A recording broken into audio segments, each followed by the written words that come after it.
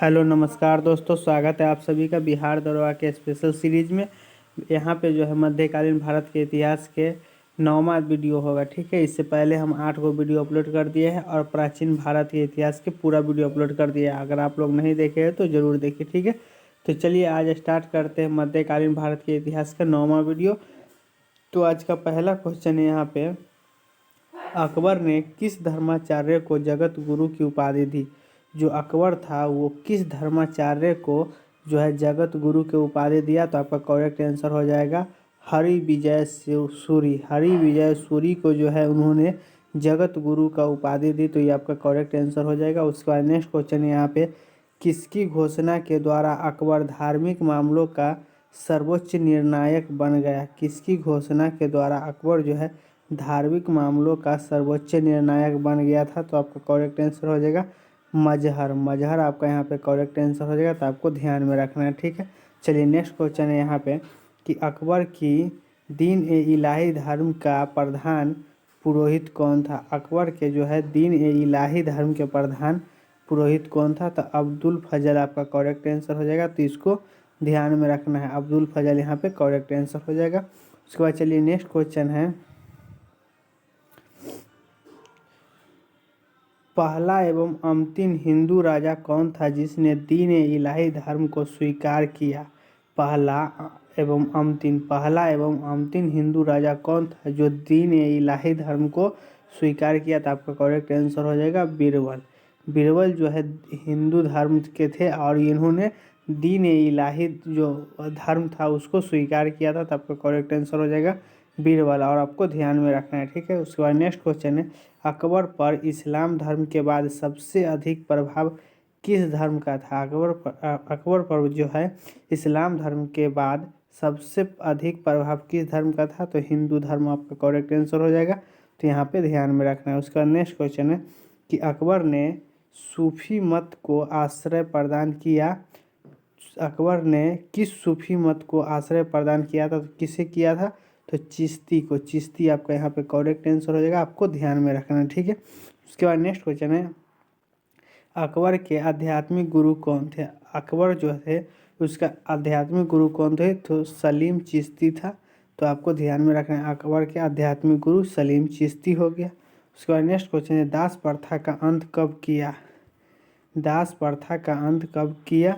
तो 1562 ईस्वी आपका करेक्ट आंसर। 1562 ईस्वी में जो है दास प्रथा को अंत किया गया। तो ये आपको करेक्ट आंसर हो जाएगा। ये आपको ध्यान में रखना है। ठीक है, उसके बाद नेक्स्ट क्वेश्चन है कि अकबर की हरम दल से मुक्ति हुई। अकबर की हरम दल से जो है मुक्ति कब हुआ। तो 1562 में हुआ था। तो आपको ध्यान में रखना है, 1562 आपका करेक्ट आंसर हो जाएगा। ठीक है, उसके बाद नेक्स्ट क्वेश्चन है कि फतेहपुर सीकरी की स्थापना व राजधानी को आगरा से वहाँ कब स्थानांतरित किया। फतेहपुर सीकरी जो है सीकरी में राजधानी स्थापना किया। कहाँ से, आगरा से लेकर के फतेहपुर सीकरी में राजधानी की स्थापना किया। तो कब किया था। तो आपको करेक्ट आंसर हो जाएगा 1571 ईस्वी में जो है राजधानी आगरा को आगरा से लेकर के फतेहपुर सीकरी में स्थापित किया था। आपको करेक्ट आंसर क्या हो जाएगा 1571। उसका नेक्स्ट क्वेश्चन है, इलाही संवत की शुरुआत कब हुई। इलाही संवत की शुरुआत कब हुई। तो आपका करेक्ट आंसर है 1583 ईस्वी में जो है इलाही संवत की शुरुआत हुई। तो इसे ध्यान में रखना है। ठीक है, उसके बाद नेक्स्ट क्वेश्चन है कि राजधानी को फतेहपुर सीकरी से लाहौर स्थानांतरित किया। फिर फतेहपुर सीकरी से जो है फिर लाहौर में स्थापित किया। तो कब किया था। तो आपका करेक्ट आंसर हो जाएगा 1585 ईस्वी में किया था। तो इसको ध्यान में रखना है, 1585 आपका करेक्ट आंसर हो जाएगा। उसके बाद चलिए नेक्स्ट क्वेश्चन है। नेक्स्ट क्वेश्चन यहाँ पे है कि मुगल सम्राट अकबर ने लड़कों एवं लड़कियों की विवाह योग्य न्यूनतम आयु क्रम से कितने वर्ष निर्धारित की। तो लड़कों के लिए जो है 16 वर्ष निर्धारित किए थे और लड़कियों के लिए 14 वर्ष। तो ये आपका करेक्ट आंसर हो जाएगा। तो आपको ध्यान में रखना है कि किसने ये नियम लागू किया था। तो मुगल सम्राट अकबर ने किया था। ठीक है, तो इसको ध्यान में रखना है। उसके बाद नेक्स्ट क्वेश्चन है कि अकबर नौरतनों में सर्वाधिक प्रसिद्ध बीरबल का मूल नाम क्या था। अकबर नवरत्नों में सर्वाधिक प्रसिद्ध बीरबल का मूल नाम क्या था। तो महेश दास था बीरबल का मुख्य नाम। तो आपको ध्यान में रखना है, महेश दास आपका करेक्ट आंसर हो जाएगा। उसके बाद नेक्स्ट क्वेश्चन है कि अकबर के बीरबल को कौन कौन सी उपाधि प्रदान की। अकबर, यहाँ पे कौन के नहीं होगा, ने होगा। अकबर ने बीरबल को कौन कौन सी उपाधि प्रदान की, तो आपका करेक्ट आंसर हो जाएगा कविराज व राजा।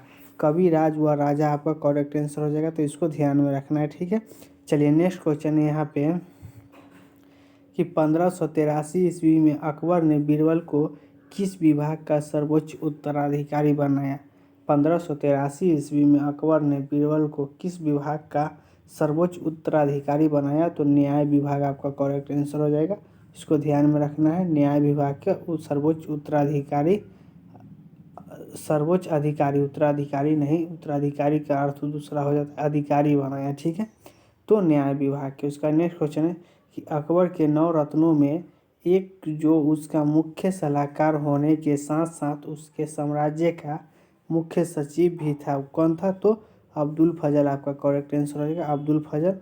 उसका नेक्स्ट क्वेश्चन है कि अब्दुल फजल की हत्या कब, किसके निर्देश पर तथा किसके द्वारा कर दी गई, तो अब्दुल फजल का जो है हत्या 1602 ईस्वी में किया गया।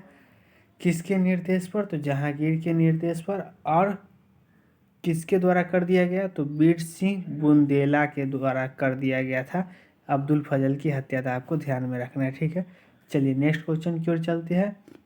नेक्स्ट क्वेश्चन है आपका कि अकबर के 9 रत्नों में एक जो उसके साम्राज्य में प्रधानमंत्री पद पर लंबे समय तक रहा, कौन था, तो टोडरमल। टोडरमल आपका करेक्ट आंसर है। टोडरमल जो है राष्ट्रपति के प्रधानमंत्री के पद पर जो है लंबे समय तक रहा था, तो ये आपका करेक्ट आंसर हो जाएगा।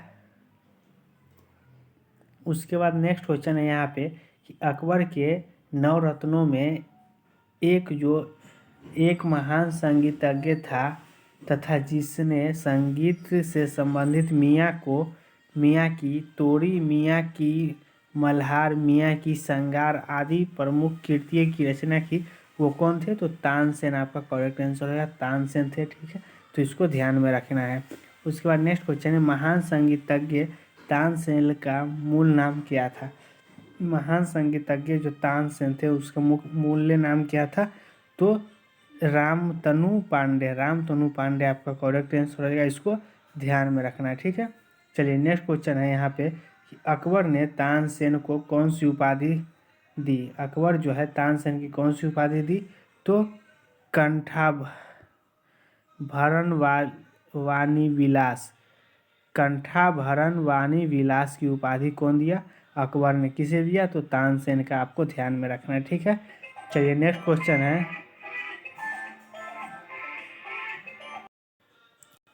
उसके बाद नेक्स्ट क्वेश्चन है यहाँ पे कि तानसेन अकबर के दरबार में किस पद पर था। तानसेन जो है अकबर के दरबार में किस पद पर था, तो राजकवि के पद पर था, तो आपको करेक्ट आंसर क्या हो जाएगा, राजकवि। उसके बाद नेक्स्ट क्वेश्चन है कि अकबर के 9 रत्नों में एक जिसने बाबरनामा का फारसी भाषा में अनुवाद किया था, वो कौन था, तो अब्दुर्रहीम खान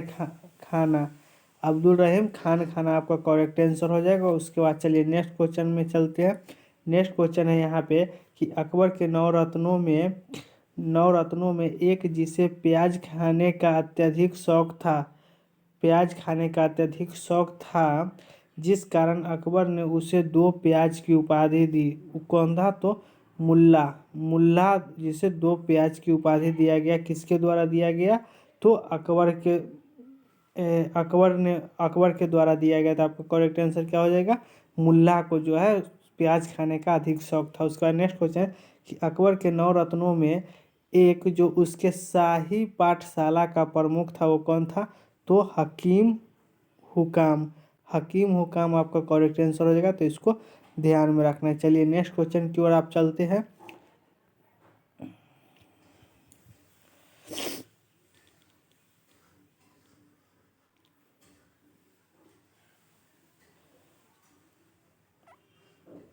चलिए यहाँ पे है, फिर अगला क्वेश्चन है कि मोहम्मद सलीम उर्फ जहांगीर का जन्म कब हुआ था। मोहम्मद सलीम उर्फ जहांगीर का जन्म कब हुआ था, तो 30 अगस्त 1569 ईस्वी में हुआ था, तो आपको ध्यान में रखना है, ठीक है। उसके बाद यहाँ पे नेक्स्ट क्वेश्चन है कि मोहम्मद सलीम उर्फ जहांगीर का जन्म फतेहपुर सीकरी स्थित किस प्रसिद्ध सूफी संत की कुटिया में हुआ था जिसके नाम पर ही उसका नाम पड़ा। तो किसके कुटिया में हुआ था? तो शेख सलीम चिश्ती के नाम पर हुआ था। तो आपको ध्यान में रखना है, शेख सलीम चिश्ती आपका करेक्ट आंसर हो जाएगा। उसके बाद नेक्स्ट क्वेश्चन है कि जहांगीर की माता का नाम क्या था? जहांगीर की माता का नाम क्या था? तो उजमानी मरियम उजमानी आपका करेक्ट आंसर हो जाएगा। उसके बाद नेक्स्ट क्वेश्चन की ओर चलते हैं। नेक्स्ट क्वेश्चन है कि मरियम उजमानी अजमेर के किस राजपूत राजा की पुत्री थी? मरियम उजमानी जो है अजमेर के किस राजपूत राजा की पुत्री थी? तो भारमल आपका करेक्ट आंसर हो जाएगा यहाँ पे। तो आपको ध्यान में रखना है, ठीक है। उसके बाद नेक्स्ट क्वेश्चन है कि मोहम्मद सलीम उर्फ जहांगीर के मुख्य शिक्षक सह गुरु कौन थे? तो अब्दुल रहीम खान खाना था, ये आपका करेक्ट आंसर हो जाएगा। इसको ध्यान में रखना है, ठीक है। उसके बाद चलिए नेक्स्ट क्वेश्चन की ओर चलते हैं। मोहम्मद सलीम उर्फ जहांगीर का प्रथम विवाह कब तथा किसके साथ हुआ था? तो प्रथम विवाह जो हुआ था जहांगीर के अगर आपसे उपनाम पूछेगा तो मोहम्मद सलीम आपको कहना है, ठीक है। तो यहाँ पे कब हुआ था प्रथम विवाह? तो 13 फरवरी 1585 ईस्वी में हुआ था। और किसके साथ हुआ था? तो मानबाई के साथ हुआ था। तो मानबाई आपका करेक्ट आंसर हो जाएगा। उसके बाद चलिए नेक्स्ट क्वेश्चन है कि मानबाई अजमेर जयपुर के रहने वाली थी कि किस राजा की पुत्री थी? ये जो है मानबाई जो कि अजमेर की थी, वो किस राजा की पुत्री थी? तो भगवान दास की पुत्री थी। तो आपको ध्यान में रखना है भगवान दास, यानी कि अजमेर की जो राजकुमारी थी जिसका जो है पिता के नाम भगवान दास था, ठीक है। तो आपको ध्यान में रखना है। उसके बाद नेक्स्ट क्वेश्चन है कि मानबाई को जहांगीर ने कौन सी उपाधि दी? मानबाई को जहांगीर ने कौन सी उपाधि दी? तो शाह बेगम आपका करेक्ट आंसर हो जाएगा यहाँ पे। तो इसको ध्यान में रखना है। उसके बाद नेक्स्ट क्वेश्चन है कि मानबाई द्वारा जहांगीर के शराब के आदतों से दुखी होकर आत्महत्या कर लेने के बाद जहांगीर ने किसके साथ अपना दूसरा विवाह कर लिया? तो जगत गोसाई उर्फ जोधाबाई से। कौन कर लिया? तो ये कर लिया जहांगीर जो है इसके शराब की आदत से दुखी होकर के कौन किया? तो ये हत्या कर ली। उनकी पत्नी जो थी प्रथम पत्नी, वो हत्या कर लिया। तो जहांगीर ने फिर दूसरी विवाह कर लिया किसके साथ? तो जोधाबाई के साथ, ठीक है। तो ये आपको ध्यान में रखना है। उसके बाद नेक्स्ट क्वेश्चन है कि जहांगीर ने जगत गोसाई को कौन सी उपाधि दी? तो मलिका ए जहां की उपाधि दी। तो आपको ध्यान में रखना है ये कौन थी? जगत गोसाई तो ये इनकी दूसरी पत्नी थी जहांगीर की, ठीक है। उसके बाद नेक्स्ट क्वेश्चन है यहाँ पे मोहम्मद सलीम का राज्याभिषेक किस तिथि को हुआ? मोहम्मद सलीम का जो है राज्याभिषेक हुआ था वो किस तिथि को हुआ था? 3 नवंबर 1605 ईस्वी को हुआ था। तो आपको ध्यान में रखना है 3 नवंबर 1605 ईस्वी में। उसके बाद नेक्स्ट क्वेश्चन है कि मोहम्मद सलीम का राज्याभिषेक कहाँ हुआ था? मोहम्मद सलीम का जो है राज्याभिषेक कहाँ हुआ था? तो आगरा फोर्ट में हुआ था। आगरा फोर्ट आपका करेक्ट आंसर हो जाएगा। यहाँ जो है मोहम्मद सलीम का राज्याभिषेक हुआ। उसका नेक्स्ट क्वेश्चन है विधवा जहांगीर के विधवा मेहरुनिसा ने कब विवाह किया? तो मई 1611 ईस्वी में किया था। तो आपको ध्यान में रखना है मई 1611 ईस्वी में, ठीक है। चलिए नेक्स्ट क्वेश्चन की ओर चलते हैं। नेक्स्ट क्वेश्चन है आपका कि जहांगीर ने मेहरुनिसा को कौन सी उपाधि प्रदान की? तो यहाँ पे नूरमहल, नूरजहां व पादशाह बेगम के नाम से उपाधि दी किसको? तो जहांगीर ने मेहरुनिसा की ये सब उपाधि दी। तो आपको ध्यान में रखना है। उसके बाद नेक्स्ट क्वेश्चन है कि जहांगीर के खिलाफ विद्रोह करने वाला उसका पुत्र कौन था? जहांगीर के खिलाफ विद्रोह करने वाला उसका पुत्र कौन था? तो खुसरो आपका करेक्ट आंसर हो जाएगा। खुसरो आपको ध्यान में रखना है। उसके बाद नेक्स्ट क्वेश्चन है जहांगीर ने खुसरो को कहाँ के किले में कैद करवा दिया? जहांगीर जो है वो खुसरो को कहाँ के किले में कैद करवा दिया? तो आगरा के किले में करवा दिया। कौन? जहांगीर ने। किससे करवा दिया? तो खुसरो को, ठीक है। उसके बाद नेक्स्ट क्वेश्चन है कि किसके मकबरे की यात्रा के बहाने खुसरो कैद से भाग निकला। तो आपका करेक्ट आंसर हो जाएगा अकबर। अकबर के किसके मकबरे की यात्रा के बहाने से खुसरो ने कैद से भाग डाला? तो यहाँ पे अकबर के मकबरे से। उसके बाद नेक्स्ट क्वेश्चन चलिए देखते हैं। नेक्स्ट क्वेश्चन है खुसरो तथा मुगल सेना के बीच कहाँ युद्ध हुआ था? तो भैरावल में हुआ था। भैरावल आपका करेक्ट आंसर हो जाएगा। उसके बाद नेक्स्ट क्वेश्चन है कि 1606 से 7 ईस्वी में जहांगीर ने फारसियों से व्यापार व सैनिक दृष्टि से महत्वपूर्ण तथा भारत का सिंह द्वार कहे जाने वाले किस प्रांत को जीत लिया था? तो कंधार को जीत लिया था। ठीक है, तो किसने जीता? तो जहांगीर जीत लिया था। उसके बाद नेक्स्ट क्वेश्चन है कि शाहजादा खुर्रम की सफलता से खुश होकर जहांगीर ने उसे कौन सी उपाधि प्रदान की? तो शाहजहां की उपाधि प्रदान की। तो शाहजहां आपका यहाँ पे करेक्ट आंसर हो जाएगा। उसके बाद नेक्स्ट क्वेश्चन है कि जहांगीर की मृत्यु किस तिथि को हुई? तो जहांगीर की मृत्यु कब हुआ था? तो 7 नवंबर 1627 ईस्वी को हुआ था। तो ये आपका करेक्ट आंसर हो जाएगा। उसके बाद नेक्स्ट क्वेश्चन है जहांगीर की मृत्यु किस स्थान पर हुई? तो जहांगीर की मृत्यु जो हुआ था भीमवार में हुआ था। भीमवार कहाँ पड़ता है? तो पाकिस्तान के लाहौर में पड़ता है। तो वहीं इनका मृत्यु हो गया था। कब हुआ था? तो 7 नवंबर 1627 ईस्वी में हुआ था। उसका नेक्स्ट क्वेश्चन है मृत्यु के बाद जहांगीर को कहाँ दफना दिया गया?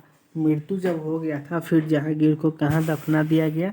तो शाहदरा में। शाहदरा कहाँ है? रावी नदी के तट पर है, वहीं इन्हें दफना दिया गया था। उसके बाद चलिए नेक्स्ट क्वेश्चन की ओर चलते हैं। नेक्स्ट क्वेश्चन है कि जहांगीर की आत्मकथा का नाम क्या है? तो जहांगीर की आत्मकथा के नाम तुजुक ए जहांगीरी है। तुजुक ए जहांगीरी है। तो जहांगीर की आत्मकथा का नाम क्या है? तो ये तो हो गया तुजुक ए जहांगीरी। यह मूल रूप से किस भाषा में लिखी गई थी? तो ये जो है फारसी भाषा में लिखा गया था। कौन? तुजुक ए जहांगीरी है, वो फारसी भाषा में लिखी गई थी। इस आत्मकथा को पूर्ण रूप से किसने प्रदान किया? तो किसने प्रदान किया? तो मोहम्मद खां यहाँ पे करेक्ट आंसर हो जाएगा। उसके बाद नेक्स्ट क्वेश्चन है कि ये शाहजहां का जन्म कब हुआ था? शाहजहां, अब जहांगीर खत्म, अब शाहजहां में आ जाएंगे। ठीक है, तो शाहजहां का जन्म कब हुआ था? तो 5 जनवरी 1592 ईस्वी में हो गया था। उसके बाद है और लास्ट क्वेश्चन है आज के, तो आप लोग ध्यान में रखिएगा कि शाहजहां का जन्म कहाँ हुआ था? तो शाहजहां का जन्म जो है वो लाहौर में हुआ था। कब हुआ था? तो 5 जनवरी 1592 में हुआ था। तो आपको ध्यान में रखना है। ठीक है, इसी प्रकार से प्रतिदिन हम आपके लिए वीडियो लेकर के आते हैं। अगर वीडियो अच्छा लग रहा है तो वीडियो को लाइक शेयर और सब्सक्राइब जरूर करें। ठीक है, और चैप्टर बाय चैप्टर आपको जो है यहाँ पे हम रिवीजन कराते हुए चलेंगे। पहले तो प्राचीन भारत के इतिहास पूरा खत्म कर दिए थे। आज जो है अब मध्यकालीन भारत के इतिहास का 9वां वीडियो है, ये वीडियो भी खत्म हो जाएगा। फिर नेक्स्ट चैप्टर में चलेंगे। ठीक है, मिलते हैं फिर नेक्स्ट वीडियो में।